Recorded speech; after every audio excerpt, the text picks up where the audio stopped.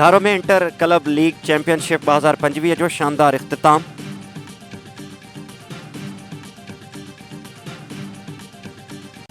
Inter club league championship 2025 जो इख्तिताम थियो। नोमान राजपूत की रिपोर्ट मूजिब Dhabeji sports and youth affairs department के ज़ेर एहतमाम इंटर क्लब लीग चैंपियनशिप जो फाइनल सेहत Mohammad Ali Shah football ground Dhabeji में थियो, जैमें Khan brothers football club Dhabeji young Pakistan football club Bilal Nagar Dhabeji के विच में फाइनल थियो, जो खान ब्रदर्स 0-1 गोल तां शिकस्त ॾेई ट्रॉफी खटे वरिती।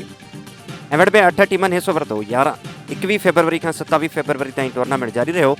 फाइनल जा मेहमान ख़ास ज़िले sports officer Azhar Brohi, district football association के जनरल सेक्रेटरी फाजिल चांडियो, ठट्टे ज़िले के फुटबॉल के खिदमत के बेताज बादशाह सईद बादशाह खान, ज़िले के खजांची ज़ुबैर नूरदीन, फयाज खान, वसीम मलिक ऐं ॿिया हुआ। फाइनल खटींदड़ टीम के ट्रॉफी ऐं 10,000 रुपया इनाम ॾिनो वियो। हाराईंदड़ टीम के 5,000 ऐं ट्रॉफी ॾिनी वई।